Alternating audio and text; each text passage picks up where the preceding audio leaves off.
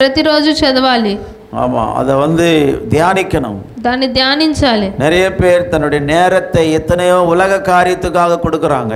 అనేకులు తమ సమయాన్ని లోక కార్యాల కొరకు ఇస్తున్నారు. ஆனால் ஆண்டவருடைய காரியங்களுக்கு நேரத்தை ரொம்ப குறைவா தராங்க. దేవుని యొక్క పనులకు సమయాన్ని చాలా తక్కువగా ఇస్తున్నారు. அதனால வரக்கூடிய லாபம் என்ன?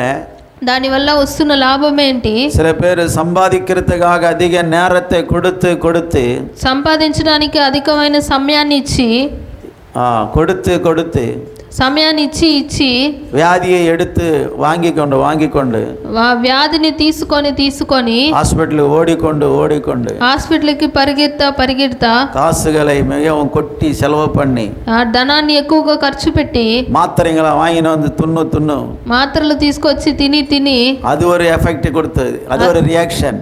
దాని వలన ఒక రియాక్షన్ వచ్చి ஒரு வியாதிக்காக சாப்பிடுற மாத்திரை ఒక వ్యాధి కొరకు తినే మాత్ర ఏదో ஒரு வியாதியை உண்டு பண்ணுது தெரியுமா? ఇంకొక వ్యాధిని సృష్టిస్తుంది తెలుసా? హల్లెలూయా.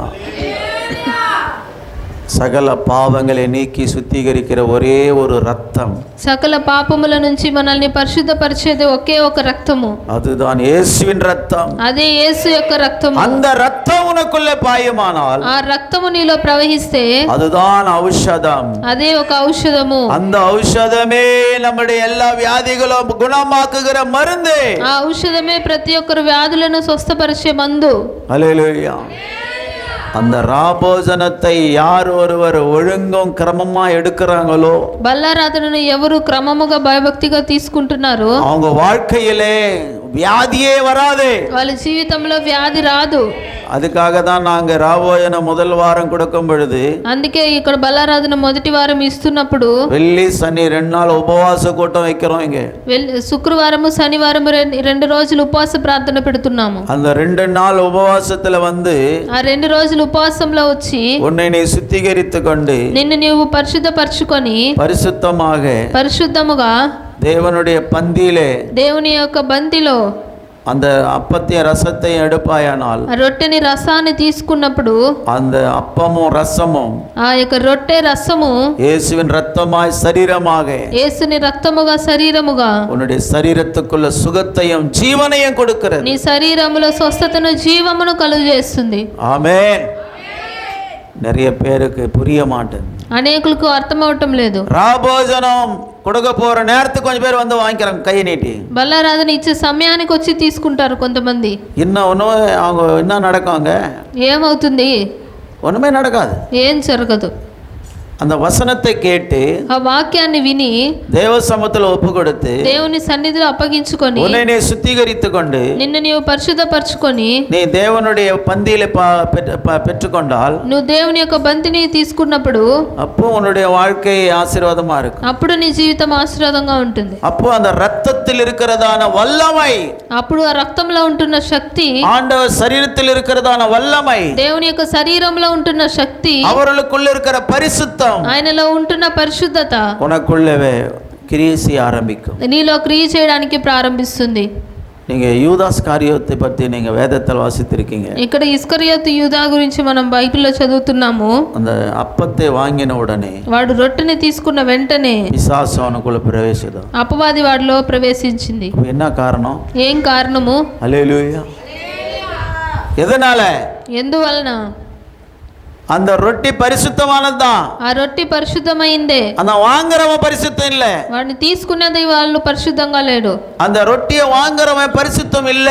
ఆ రొట్టెని తీసుకునేవాడు పరిశుద్ధంగా లేడు. அவன் பாவியா இருக்கிறான். వాడు పాపిగా ఉంటున్నాడు. அவன் பொய் சொல்றவனா இருக்கிறான். వాడు అబద్ధం చెప్పేవాడిగా ఉంటున్నాడు. అనేక పాపத்திலே కట్టబట్టవనా இருக்கிறான். అనేక పాపముల చేత కట్టబడిన వాడిగా ఉంటున్నాడు. యేసు కూడவே இருந்து యేసుతో కూడానే ఉండి యేసుకే కుడి తోడినాன். యేసుకే గోతి తవ్వాడు. హల్లెలూయా. அதனால அவன் ரொட்டியை வாங்கின உடனே అందువలన వాడు రొట్టె తీసుకున్న వెంటనే பேய் அவனுக்குள்ள இறங்கிச்சு. అపవాది వాడిలో ప్రవేశించింది. கர்த்தருடைய பிள்ளைகள் மிகவும் ஜாகிரதையா வாழ வேண்டும். దేవుని పిల్లలు జాగ్రత్తగా జీవించాలి. உன் ஆவிக்குரிய ஜீவித்தை குறித்து நிர்விசாரமாய் இருப்பாயானால், నీ ఆత్మీయ జీవితాన్ని గురించి నిర్లక్ష్యంగా ఉన్నావంటే நீ தேவனுடைய மகிமையை பெற்றுக்கொள்ள முடியாது. నువ్వు దేవుని మహిమను పొందుకోలేవు. நீ தேவனுடைய ஆசீர்வாதத்தை பெற்றுக்கொள்ள முடியாது. నువ్వు దేవుని ఆశీర్వాదాన్ని நீ పొందుకోలేవు. தேவனிடத்தில் சேர முடியாது. నువ్వు దేవుని దగ్గర చేరలేవు. நீ அந்தகாரத்திலே கட்டப்பட்டிருப்பாய். నువ్వు అంధకారంలో కట్టబడి ఉంటావు. இருளின் தீய வல்லமைகள் உன்னை கொண்டு அவைகள் வேலை செய்யும். అంధకార చీకటి శక్తులు నీ మూలంగా క్రియ చేస్తుంది.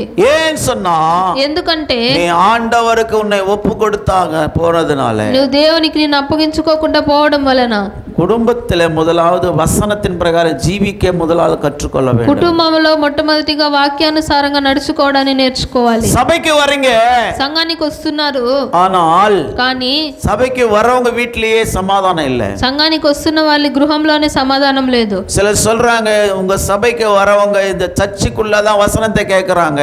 కొంతమంది చెప్తున్నారు, మీ సంఘానికి వస్తున్న వాళ్ళు చర్చిలో మాత్రమే వాక్యం వింటున్నారు, ஆனா வெளியே போனா வசனத்துக்கு அவங்களுக்கு சம்பந்தம் இல்லாம வாழறாங்கன்னு சொல்றாங்க. కానీ బయటికి వెళ్తే వాక్యానికి వాళ్ళకి సంబంధం లేకుండా జీవిస్తున్నారని చెప్తున్నారు. பிரியமானவர்களே, நம்ம சபையை குறித்து பேச்சு எப்படி வருது பாத்தீங்களா? ప్రియమైన వారలారా, మన సంఘం గురించి మాటలు ఎలా వస్తున్నాయి చూస్తున్నారు. நம்முடைய சபை என்பது தேவனுடைய சபை.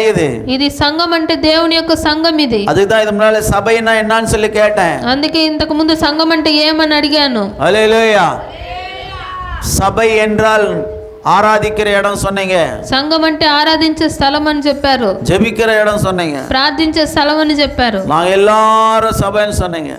మనం అందరము సంఘం అని చెప్పారు. முதலாவது சபை என்றால் మొదటిగా సంఘం అంటే இயேசு கிறிஸ்துவின் பரிசுத்த ரத்தத்தினாலே యేసు యొక్క పరిశుద్ధ రక్తము చేత கழுவப்பட்டவர்கள், కడగబడిన వాళ్ళు, ஒவ்வொருவரும் சபை, ఒక్కొక్కరును సంఘమే, பரிசுத்த சபை, పరిశుద్ధ సంఘము, தேவனுடைய ராஜ்யம், దేవుని యొక్క రాజ్యము, தேவனுடைய தோட்டம், దేవుని యొక్క తోట, தேவனுடைய திராட்சை தோட்டம், దేవుని యొక్క ద్రాక్ష తోట, தேவனுடைய மாளிகை, దేవుని యొక్క భవనము, இப்படி தேவனுடைய என்ன சொல்லப்பட்டது, அது ஒரு மணவாட்டி, దేవుని యొక్క పెండ్లి కుమార్తె సంఘము. மணவாட்டி சபைன்னு சொன்னா ஒரு மணவாட்டி. సంఘం అంటే ఒక పెండ్లి కుమార్తె. மணவாட்டின்னு சொன்னா என்ன? పెండ్లి కుమార్తె అంటే ఏంది?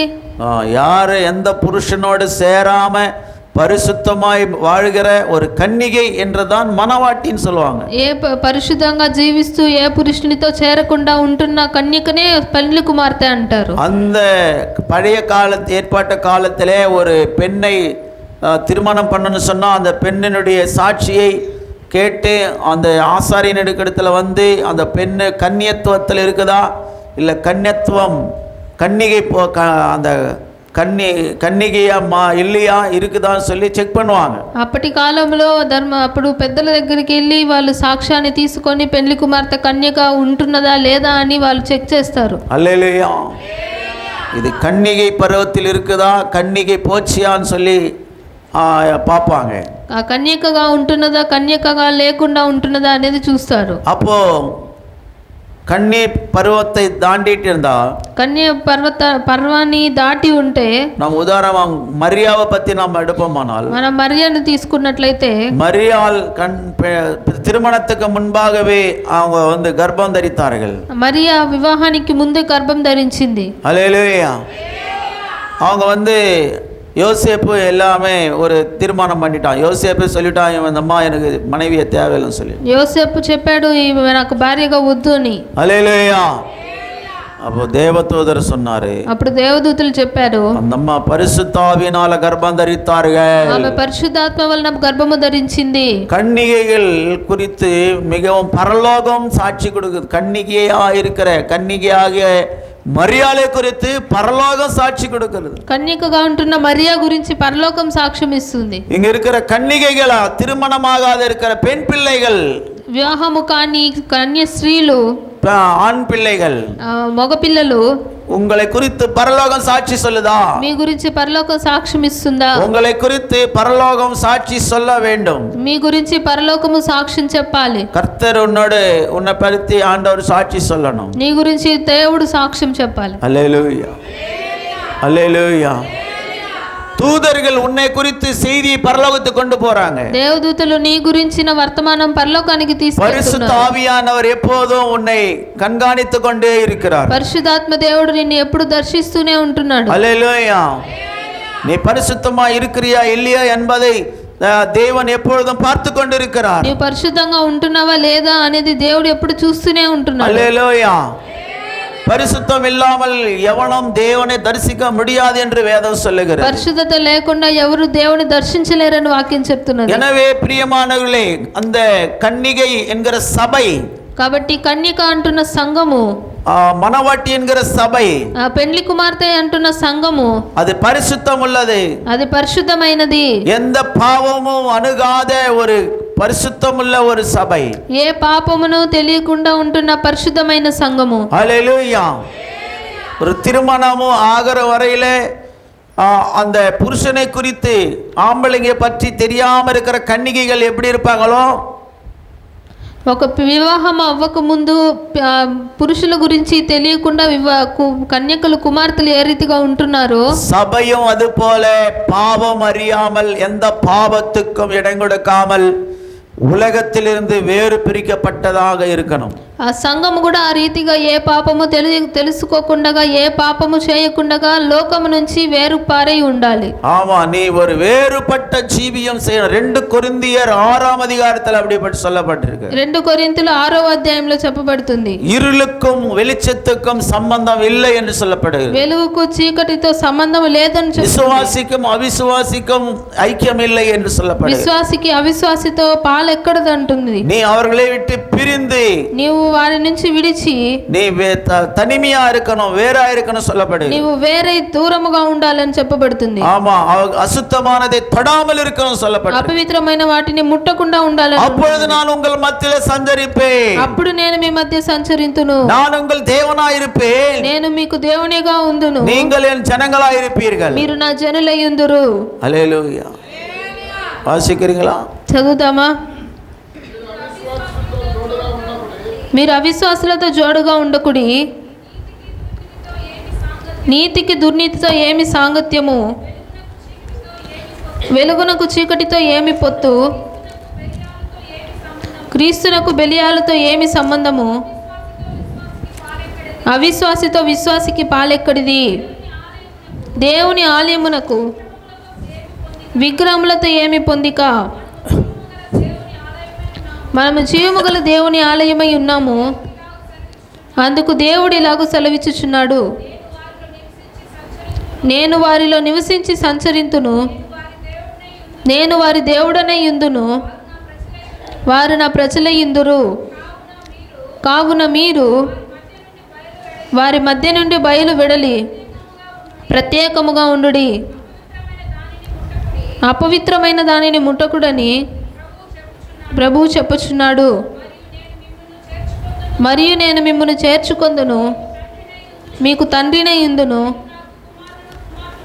మీరు నాకు కుమారులను కుమార్తెలనై యుందురని సర్వశక్తిగల ప్రభువు చెప్పుచున్నాడు. హల్లెలూయా.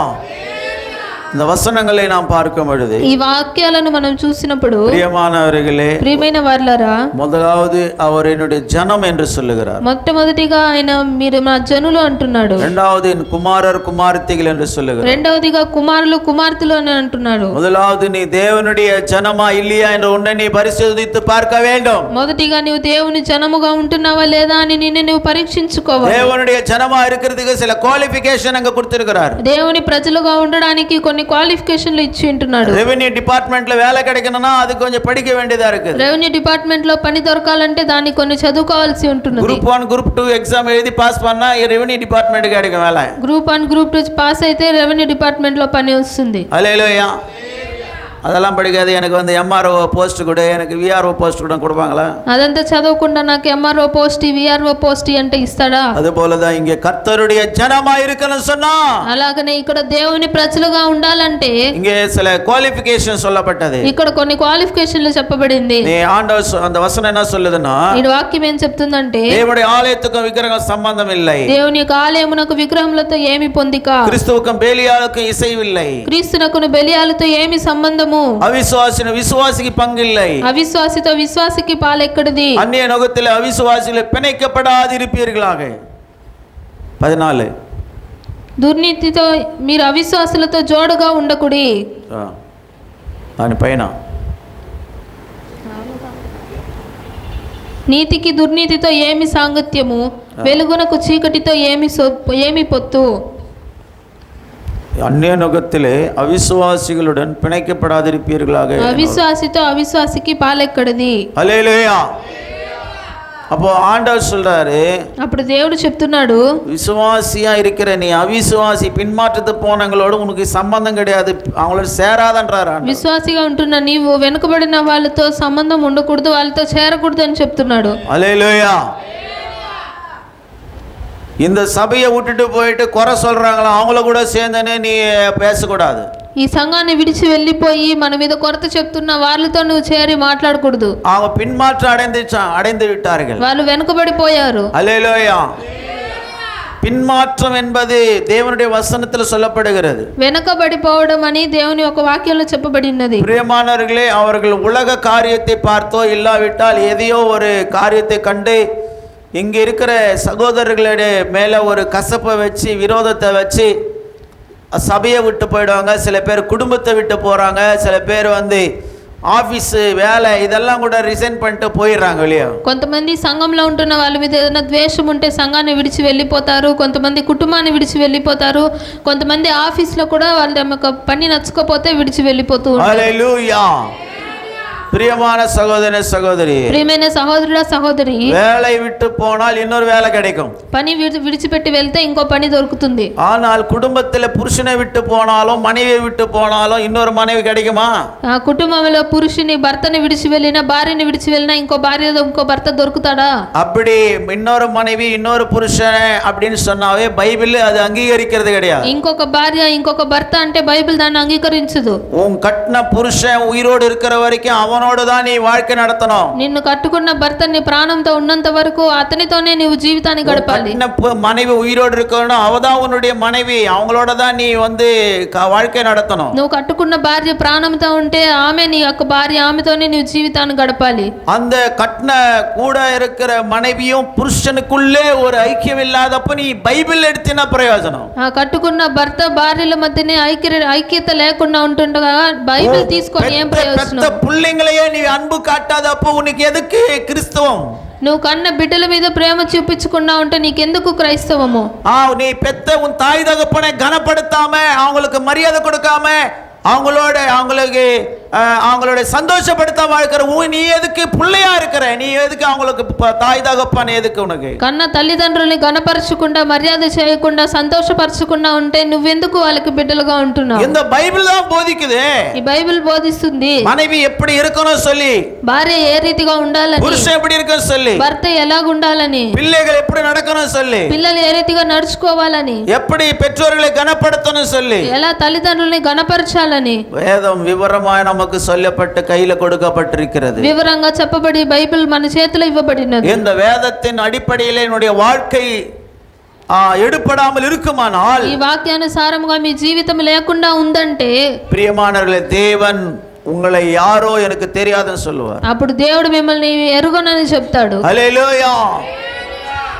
உன் கட்டின உன்னுடைய கூட பிறந்த அண்ணன் தம்பியை நேசிக்காம, నీ కూడా పుట్టిన అన్నదమ్ములను ప్రేమించకుండా, உன் கட்டின மனைவியை நேசிக்காம, నువ్వు కట్టుకున్న భార్యను ప్రేమించకుండా, கட்டின புருஷனுக்கு கீழ்ப்படியாம, నువ్వు కట్టుకున్న భర్తకు లోబడకుండా, நான் கிறிஸ்துவல் என்று எப்படி சொல்ல முடியும்? నేను క్రైస్తవుని అని ఎలాగ చెప్పగలుగుతున్నావు? బైబిల్ சொல்லுது, ఉలగతిலே நீங்க ஒளியா இருக்கிறீங்க சொன்னார் ஆண்டவர். బైబిల్ చెప్తుంది లోకములకు మీరు వెలుగై ఉన్నారని చెప్తుంది. హల్లెలూయా. மலையல் மேல் இருக்கிற பட்டணம் நீங்கன்னு சொல்லி இருக்கிறார். కొండ మీద ఉంటున్న పట్టణం మీరని చెప్తున్నాడు. அப்ப முதல் தீர்ப்பு தேவனுடைய வீட்டில் இருக்கிறவங்களுக்கு தான் சொல்லப்பட்டிருக்கு. మొదటిగా తీర్పు దేవుని ఇంటిలో ప్రారంభిస్తుందని చెప్పబడింది. இங்க பாருங்க, எல்லாரும் சொல்றதை கவனிக்கணும். வசனத்தின் பிரகாரம் உன்னுடைய வாழ்க்கை இல்லைன்னு சொன்னா, వాక్యానుసారంగా మీ జీవితం లేదంటే, ஒரு வசனத்துக்கு நீ கீழ்ப்படியும் போது, నీ వాక్యానికి లోబడినప్పుడు அப்போ அந்த வெளிச்சம் உன்னுடைய வாழ்க்கையில வருகிறது. ఆ వెలుగు నీ జీవితంలో వస్తుంది. ஹல்லேலூயா. ஹல்லேலூயா. பழைய காலத்துல இந்த எண்ணெய் கிருஷ்ணால் புட்டியெல்லாம் வச்சு நான் அந்த விளக்கு எரிய வைப்பாங்க. పాత కాలంలో కృష్ణాల బుడ్డిలో ఇక దీపాన్ని వెలిగిస్తారు, இல்லை இந்த நல்லெண்ணெய் எரிய வைப்பாங்க, మంచు నూనెతో వెలిగిస్తారు. அல்லேலூயா. அதில் எண்ணெய் முறிஞ்சு போச்சுன்னா దాంట్లో నూనె అయిపోయిందంటే மறுபடியும் அந்த மூடியை கட்டி எண்ணெயை ஊற்றி మళ్ళీ ఆ మూత తీసి నూనె పోసి அந்த திரியை நல்லா பண்ணி ఇక ఒత్తిని బాగా సర్ది மறுபடியும் எரிய வைப்பாங்க. మళ్ళీ దాన్ని వెలిగిస్తారు. உன்னுடைய வாழ்க்கை வெளிச்சமாக அது ஒளியாக வளரணும் இருக்கணும்னு சொன்னான். నీ యొక్క జీవితము వెలుగుగా అది ఉండాలంటే ஆண்டவர் சொன்னார், நீ உலகத்துக்கு ஒளியா இருக்கிறாய். దేవుడు చెప్పాడు, నువ్వు లోకానికి వెలుగై ఉన్నావు. உனக்குள்ள எந்த பாவம் இருக்கக்கூடாது, నీలో ఏ పాపం ఉండకూడదు, எந்த கீழ்ப்படியாம இருக்கக்கூடாது, ఏ యొక్క లోబడకుండా ఉండే తనం ఉండకూడదు. தாய் தகப்பன் கீழ்ப்படியலன்னு சொன்னா నువ్వు తల్లిదండ్రులకు లోబడలేదంటే அப்ப அந்த வசனத்தில் இருக்கிற அந்த கட்டளை, అప్పుడు ఆ వాక్యంలో ఉంటున్న యొక్క ఆజ్ఞ நீ கீழ்ப்படிக்கல, నువ్వు లోబడడం లేదు. அதனால என்ன நடக்குது? దానివల్ల ఏం జరుగుతుంది? அங்க ஒளி மங்கி போகுது, అక్కడ వెలుగు ఆరిపోతుంది, இருள் உள்ள வருது, చీకటి లోపల వస్తుంది. அல்லேலூயா. அது போலதான் மனைவி புருஷன் வாழ்க்கை கூட, ఆ రీతిగానే భార్య భర్తల యొక్క జీవితము. அல்லேலூயா. அதுபோல சபையினுடைய வாழ்க்கை, అదే రీతిగా సంఘం యొక్క జీవితము. மேய்ப்பனின் குரலை கேட்கிற ஆடுகள் என்று ஆண்டவர் சொல்லியிருக்கிறார். కాపరి యొక్క స్వరాన్ని వింటున్న గొర్రెలను దేవుడు చెప్తున్నాడు. அப்ப நீ வந்து ஒரு உன்னுடைய ஊழியக்காரனுடைய வார்த்தைக்கு நீ கீழ்ப்படியாமல் போறேன்னு சொன்னா, నీవు సేవకుని మాటకు లోబడకుండా పోతున్నావంటే யோவான் 10ஆம் அதிகாரத்தில் இருக்கிற ஆசீர்வாதம், அங்க இருக்கிற வெளிச்சம், அங்க இருக்கிற ஒளி உனக்குள்ள இருந்து வெளியே போயிடும். ఆ యోహాను 10వ అధ్యాయంలో ఉంటున్న ఆశీర్వాదము ఆ యొక్క వెలుగు నీలో నుంచి వెళ్ళిపోతుంది. ஒவ்வொரு கட்டளை மீறுகிறதுனால, ఒక్కొక్క ఆజ్ఞను లోబడకుండా పోవడం ద్వారా ஒவ்வொரு மகிமை உன்னை விட்டு போய்க்கொண்டே இருக்கிறது. ఒక్కొక్క మహిమ నిన్ను విడిచి వెళ్ళిపోతూనే ఉంటున్నది. உனக்குள்ள இருள் வந்து சூழ்ந்து கொண்டிருக்கு. నీలో చీకటి వచ్చి ప్రవహిస్తున్నది. இருள் உனக்குள் வந்ததனால, చీకటి నీలో ప్రవేశించినందువలన உனக்குள்ள அக்கிரமம், அநியாயம், அசுத்தம், பாவம் నీలో అక్రమము, பெருகிக்கொண்டிருக்கும். అన్యాయము, అపవిత్రత, పాపము పెరిగిపోతూ ఉంటుంది. அதனாலே நீ தேவனுடைய பிள்ளையாக முடியாது. కాబట్టి నువ్వు దేవుని పిల్లలుగా ఉండలేవు. நீ இருக்கணும், ஆண்டவர் பிள்ளையா இருக்கணும் சொன்னாலும், నీవు దేవుని బిడ్డగా ఉండాలని అనుకున్నా కూడా உனக்குள்ள இருக்கிற அந்த இருளின் தீய வல்லமைகள், నీలో ఉంటున్న చీకటి శక్తులు, மனுஷனுக்கு தெரியாம, ஊழியக்காரருக்கு தெரியாம நீ செய்யற பாவம், సేవకులకు తెలియకుండా, మనుషులకు తెలియకుండా నీవు చేస్తున్న పాపము, மனைவிக்கு தெரியாம, புருஷனுக்கு தெரியாம செய்கிற பாவம், భార్యకు తెలియకుండా, భర్తకు తెలియకుండా చేస్తున్న పాపము, தாய் தகப்பனுக்கு தெரியாம வச்சிருக்கிற வாலிபர்களுடைய ரகசிய பாவம், ఆ తల్లిదండ్రులకు తెలియకుండా ఉంటున్న యవనస్తుల రహస్య పాపము, அந்த பாவம் உன்னை அடிமைப்படுத்துகிறது. ఆ పాపము నిన్ను బానిసగా அந்த మారుస్తున్నది. பாவம் உன்னை மகிமை இல்லாத ஒரு வாழ்க்கையில இருள் சூழ்ந்த அந்த இருள் சூழ்ந்ததான ஒரு வாழ்க்கையில உன்னை கொண்டு போய் தள்ளி விடுகிறது. ఆ చీకటి కమ్ముకున్న జీవితానికి ఆ పాపం నిన్ను త్రోసివేస్తున్నది. அந்த பாவம் வாழ்நாள் எல்லாம் நிம்மதி இல்லாம செய்துவிடும். ఆ పాపము జీవితం అంతా నెమ్మది లేకుండా చేస్తుంది. கர்த்தருடைய கட்டளைக்கு கீழ்ப்படியாமல் போகும்போது, దేవుని యొక్క ఆజ్ఞకు లోబడకుండా పోయినప్పుడు, நீதிமொழிகள் ஒரு வசனம் 8ஆம் அதிகாரம் நினைக்கிறாங்க, கட்டளையே வெளிச்சம், வேதமே வெளிச்சம் சொல்லி ஒரு வசனம் வருது. సామెతలు 8వ అధ్యాయంలో చూస్తున్నాము, ఆజ్ఞ దీపము అని. హల్లెలూయా. கட்டளையே வெளிச்சம், ఆజ్ఞయే దీపము, போதக சிக்ஷையே ஜீவ வழி என்று சொல்லப்படுகிறது. బోధకుల శిక్ష జీవ మార్గం అని చెప్పబడింది. அப்ப பாத்தீங்களா? అప్పుడు చూసారా? அப்ப அங்க வசனம் என்ன சொல்லுது? అప్పుడు వాక్యం ఏం చెప్తుంది? நீ கட்டளைக்கு கீழ்ப்படியும் போது, నువ్వు ఆజ్ఞకు లోబడినప్పుడు அது தீபமாய் உனக்குள்ள வெளிச்சத்தை கொடுக்கிறது. అది దీపముగా నీలో వెలుగునిస్తుంది. நீ கட்டளைக்கு நீ மீறி போகிறதுனால, నువ్వు ఆజ్ఞను మీరడం వలన அங்க இருள் வந்து உனக்குள்ள புகுந்து விடுகிறது. అక్కడ చీకటి నిన్ను కమ్ముకుంటున్నది. இருள் உன் வாழ்க்கையிலே மூடும் பொழுது, ఈ చీకటి నీ జీవితాన్ని మూస్తున్నవారు, ஜீவ ஒளியாக இயேசு வெளியே போகிறார். జీవ ఆత్మగా ఉంటున్న యేసు బయట వెళ్ళిపోతున్నాడు. இந்த வசனமே வெளிச்சமாய் இருக்கிறது. ఈ వాక్యమే వెలుగుగా ఉంటున్నది. போன வாரம் சொன்ன வார்த்தை, ஆதியில வார்த்தை இருந்தது, வார்த்தை தேவனிடத்திலிருந்து, வார்த்தையே தேவனாய் இருந்தது என்று. పోయిన వారం చెప్పాను, ఆ వాక్యము దేవుని యొద్ద ఉన్నది, వాక్యమే దేవుడై ఉన్నది అని వాక్యం చెప్పి ఉంటున్నాడు. హల్లెలూయా.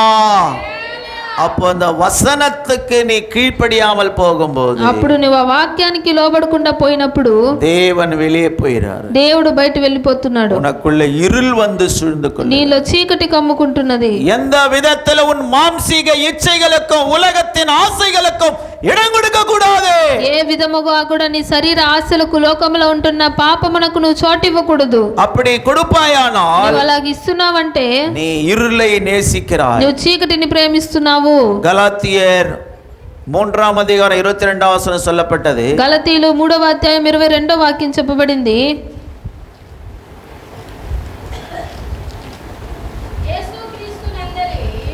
యేసుక్రీస్తు నందలి విశ్వాస మూలముగా కలిగిన వాగ్దానము విశ్వసించు వారికి అనుగ్రహింపబడినట్లు లేఖనము అందరినీ పాపముల బంధించెను. ஹல்லேலூயா. இப்போ இயேசு கிறிஸ்துவை பற்றும் விசுவாசத்தினாலே வலிக்கிற வாக்குதத்தம் விசுவாசம் உள்ளவர்களுக்கு அளிக்கும்படியாக அந்த விசுவாசத்தின் மூலம் நம்முடைய பாவத்தை அடைத்து போட்டார் என்று சொல்லப்படுது. యేసుక్రీస్తు నందలి విశ్వాస మూలముగా కలిగిన వాగ్దానము విశ్వసించు వారికి అనుగ్రహింపబడినట్లు లేఖనము అందరినీ పాపములో బంధించెను. ஹல்லேலூயா. பாவத்தில் அடிமைப்பட்டிருக்கிற நீ పాపములో బంధింపబడిన నీవు விசுவாசிப்பாயானால் నీవు విశ్వసించగలిగితే 24ஆம் வசனம் சொல்லுகிறது. 24వ వాక్యం చెప్తుంది. நாம் விசுவாசத்தினாலே நீதிமான்களாக்கப்படுவதற்கு நியாயப்பிரமாணம் நம்மை கிறிஸ்துவினிடத்திலே வழி நடத்துகிறது. కాబట్టి మనం ఈ విశ్వాస మూలమున నీతిమంతులమని తీర్చబడినట్లు క్రీస్తునదకు మనలను నడిపించుటకు ధర్మశాస్త్రమును మనకు బాలశిక్షకుడు ఆయను. బాలశిక్షకుడుగా ఉన్నాడు. హల్లెలూయా. அப்போ இந்த வேத வசனம் நமக்கு உபாத்தியாய் இருக்கிறது. అప్పుడు ఈ బైబిల్ వాక్యము మనకి ఒక ఉపాధ్యాయురాలుగా ఉంటున్నది. హల్లెలూయా. அப்போ வசனம் நமக்கு teacher. This is word of God is our teacher. ఈ యొక్క వాక్యము మనకు ఉపాధ్యాయుడుగా ఉంటున్నది. அதனால நீ ஒவ்வொரு நாளும் அந்த வசனத்தை படிக்கும் போதெல்லாம் కాబట్టి ప్రతిరోజు మన వాక్యం చదువుతున్నప్పుడంతా உனக்கு போதித்து கொண்டே இருக்கும். మీకు బోధిస్తూనే ఉంటుంది. அதனால நீ தவறி இருளுக்குள்ள போக மாட்டே. కాబట్టి నీవు తప్పిపోయి చీకటిలోకి వెళ్ళవు. பாவத்தை நீ வந்து தொட மாட்டே. పాపాన్ని నువ్వు తాకువు. சில பேர் ஊறுகாய் மாதிரி கொஞ்சம் கொஞ்சம் தட்டுவாங்க, கொஞ்சம் தொட்டி நக்கிடுவாங்க. కొంతమంది ఊరగాయలాగా కొంచెం కొంచెం తింటూ ఉంటారు. హల్లెలూయా. அந்த விஷம் அது விஷம். అది ஒரு துளி நீ நக்கிட்டாலும் కొంచెం నువ్వు తిన్నా కూడా அது உடம்பெல்லாம் பரவி అది శరీరం అంతా ప్రవహించి ஆண்டவருக்கு உன்னை தூரமா கொண்டு போயிடும். దేవుని నుంచి నిన్ను దూరంగా తీసుకెళ్తుంది. அந்த இருள் உன்னை சூழ்ந்து கொள்ளும். ఆ చీకటి నిన్ను కమ్ముకుంటుంది. இந்த சரீரம் ఈ శరీరము உன்னை பரிசுத்தமாக நீ வைத்துக் கொள்ள வேண்டும். ఈ పరిశుద్ధంగా నీవు పెట్టుకోవాలి. அதனால தான் வசனம் 12ஆம் அதிகாரம் சொல்லுது, சஜீவ யாகமாக ஜீவ பலியாக உன் சரீரத்தை ஆண்டவருக்கு ஒப்புக்கொடு என்று வேதம் சொல்லுகிறது. సజీవ యాగముగా నిన్ను దేవునికి సమర్పించుకోమని వాక్యం చెప్తున్నది. வாசிங்க 2:12:1 రోమా 12:1. సరే మీరు తీసేలా టైం అయిపోతుంది. పరిశుద్ధమును దేవునికి అనుకూలమునైన మీ సజీవ యాగముగా మీ శరీరములను ఆయనకు సమర్పించుకొనుడని దేవుని వాత్సల్యమును బట్టి మిమ్మల్ని బతిమాలు కొనుచున్నాను. ఇట్టి సేవ మీకు యుక్తమైనది. హల్లెలూయా. அதனால பிரியமானவர்களே, உன்னை ஜீவ பலியாக உன் சரீரத்தை ஆண்டவருக்கு ஒப்புக்கொடு. కాబట్టి ప్రియమైన వారలారా సజీవ యాగముగా మీ శరీరమును దేవునికి సమర్పించుకోండి. ஓ சரீரத்தை திருமணமானவர்கள் உன்னுடைய சரீரத்தை உன் புருஷன் தான் தொடணும். వివాహమైన వాళ్ళు మీ శరీరాన్ని మీ భర్తే తాకాలి. వివాహமான పురుషர்கள் உன் శరీరத்தை உன் மனைவி தான் தொடணும். వివాహమైన పురుషులు మీ శరీరాన్ని మీ భార్య మాత్రమే ముట్టాలి. హల్లెలూయా.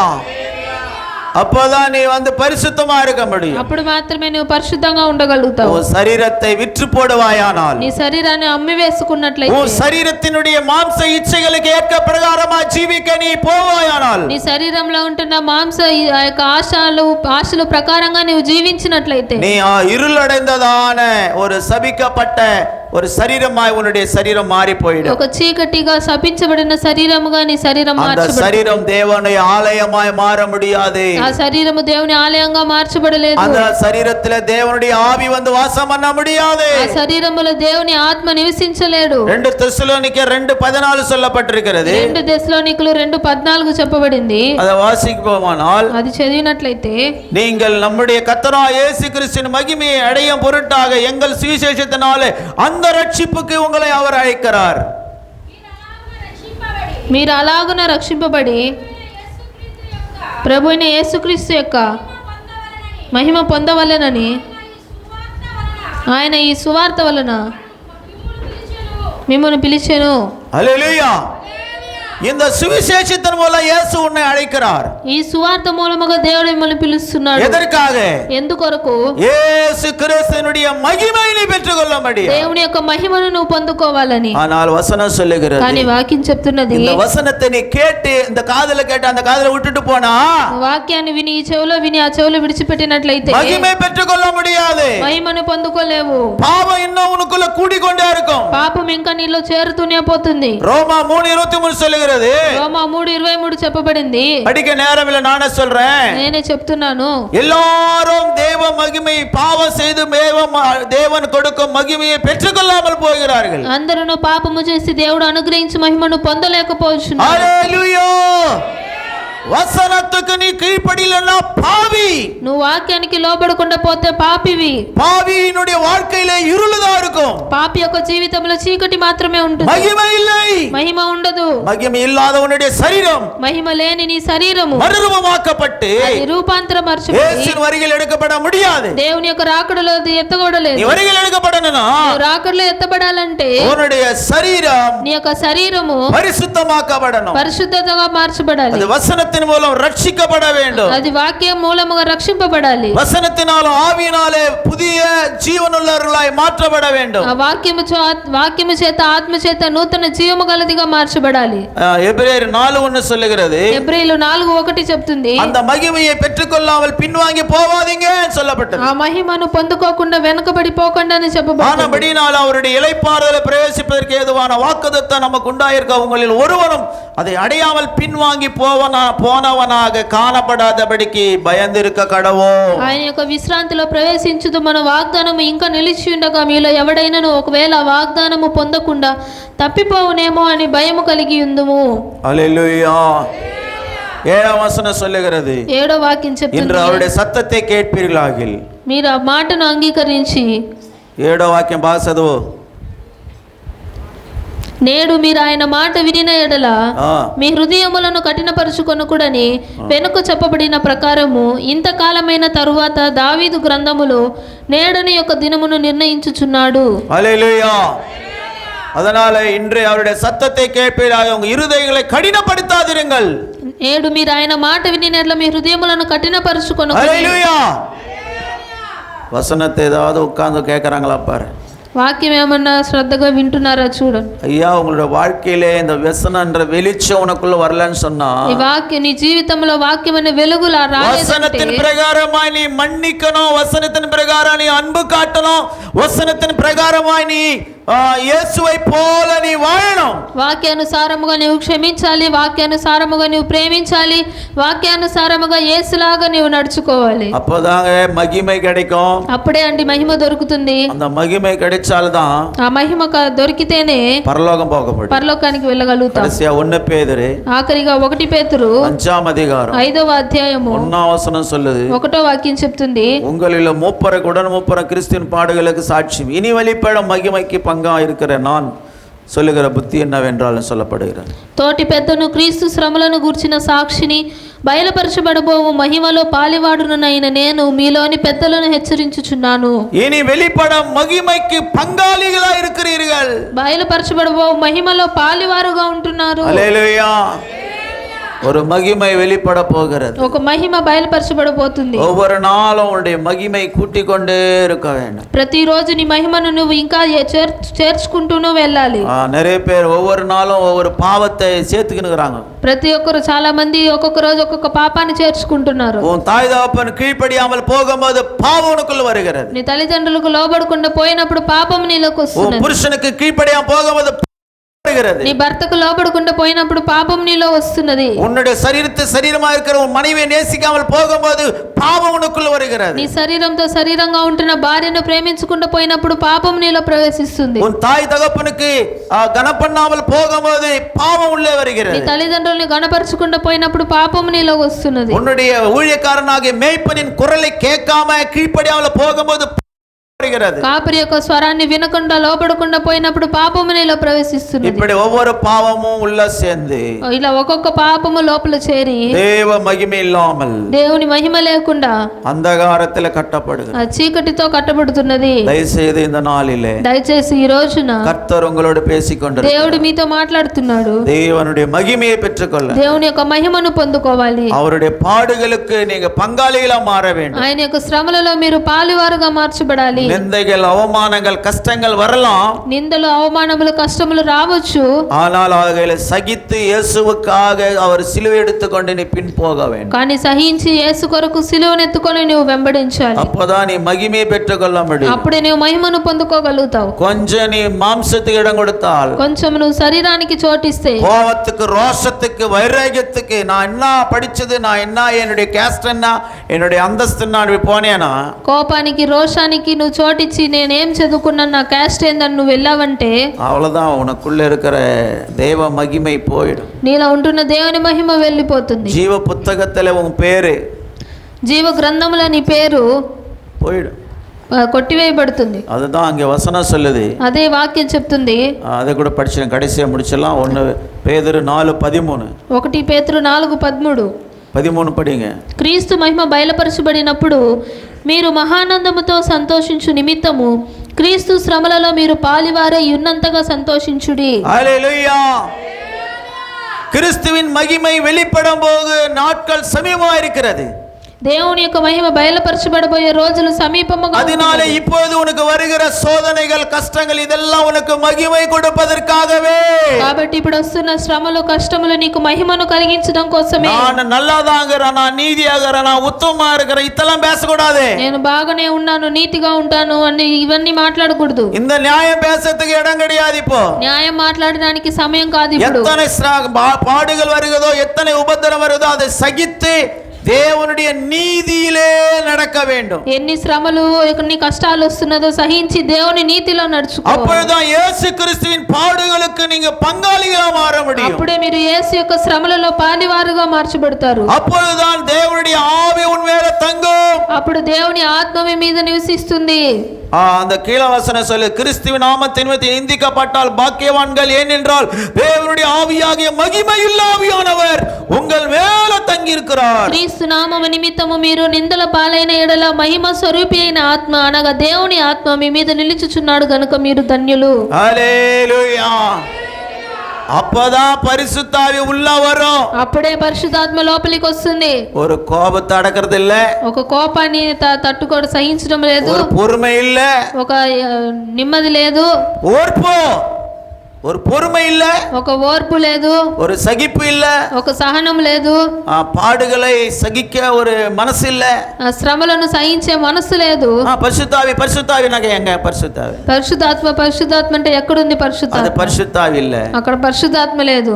நீ எல்லாத்துக்கும் உட்பட்டு பாடுகள் உபத்திரவங்களுக்கு உன்னை ஒப்பு கொடுத்து கர்த்தரையே பிடிச்சு கொண்டால்தான், నువ్వు శ్రమలు అన్నిటికీ నిన్ను సమర్పించుకొని దేవుణ్ణి పట్టుకున్నప్పుడు பரிசுத்தாவி மேல தங்கி இருக்கிறான்னு சொல்லப்பட்டது. పరిశుద్ధాత్మ మీద నివసిస్తాడని చెప్పబడింది. இல்ல உனக்கு பொறுமை இல்ல, உன் கோபம், உன் எரிச்சல், உன் சண்டை, இதெல்லாம் இந்த பரிசுத்தாவி நோ உனக்கிட்ட வரமாட்டாரு. లేదు பயந்து నీకు ஓடிடுவாரு. సహనము లేదు, ఓర్పు లేదు, కోపముతో ద్వేషముతో ఉన్నావంటే పరిశుద్ధాత్మ నీ దగ్గర உன் ఉండడు. உள்ளத்துக்குள்ள எவ்வளவு கசப்பு வைராகியம் வைக்கிறியோ, నీ యొక్క మనసులో నువ్వు ఎంత కష్టము వైరాగ్యం పెట్టుకుంటున్నావో, எவ்வளவு கோபம் இருக்கிறதோ, ఎంత కోపం ఉంటున్నదో பரிசுத்தாவி உன் கிட்ட கூட வரமாட்டார். పరిశుద్ధాత్మ దేవుడు నీ దగ్గరకు కూడా రాడు. ஆமா, அவர் பயந்து தூரமா தான் இருப்பார். ఆయన భయపడి దూరంగానే அந்த వెళ్ళు. கோபம், ఆ కోపము, அந்த எரிச்சல், ఆ యొక్క ద్వేషము, அந்த పகை ఆ యొక్క పగ பிசாசின் சுபாவம். అది అపవాది యొక్క స్వభావము. அவன் சுபாவம் எங்க இருக்குதோ அவன் அங்கதான் வந்து உட்கார்ந்து இருப்பான். వాడి స్వభావం ఎక్కడ ఉంటుందో వాడు అక్కడే ఉంటాడు. அவன் எந்த குடும்பத்தில் இருக்கிறானோ அந்த குடும்பம் ஸ்பாயில். వాడు ఏ కుటుంబంలో ఉంటున్నాడో ఆ కుటుంబము నాశనం అయిపోతుంది. அது ஈடேற முடியாது, அது வந்து கூடி வராது.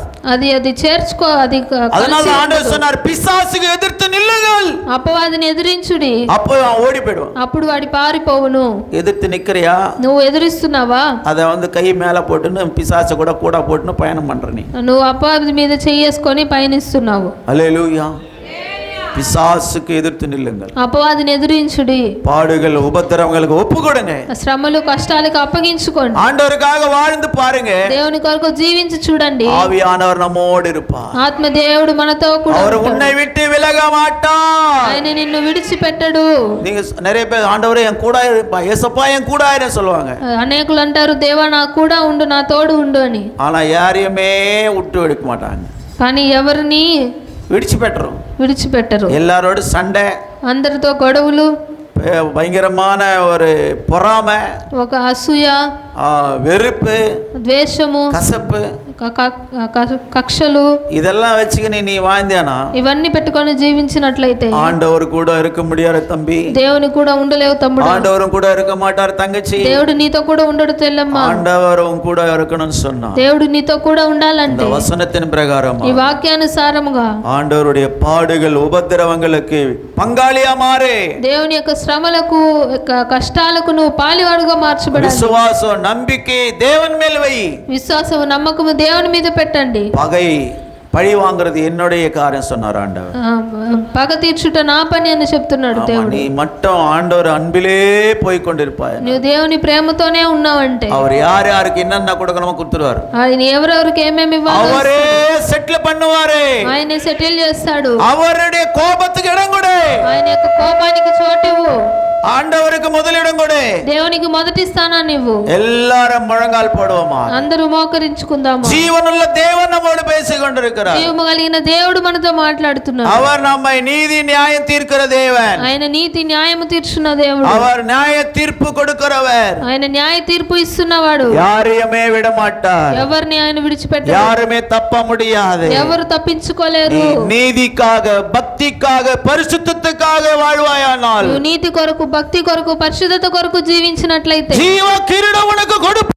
జీవ కిరీటము దేవుడు నీకు நித்திய ఇస్తాడు. மகிமை கிடைக்கும். నిత్య మహిమ నీకు நித்திய దొరుకుతుంది. நித்தியமாய் தேவனோடு வாசம் பண்ண முடியும். నిత్య నిత్యముగా దేవునితో నీవు இதோ இயேசு சீக்கிரமா வந்து கொண்டிருக்கிறார். ఇదో యేసు త్వరగా వస్తున్నాడు. எல்லாரும் ஒப்பு கொடுப்போமா, అందరూ సమర్పించుకుందాము. సోత్రం సోత్రం సోత్రం హల్లెలూయా. అప్పగించండి యేసయ్యా తండ్రి. స్తోత్రం స్తోత్రం హల్లెలూయా హల్లెలూయా.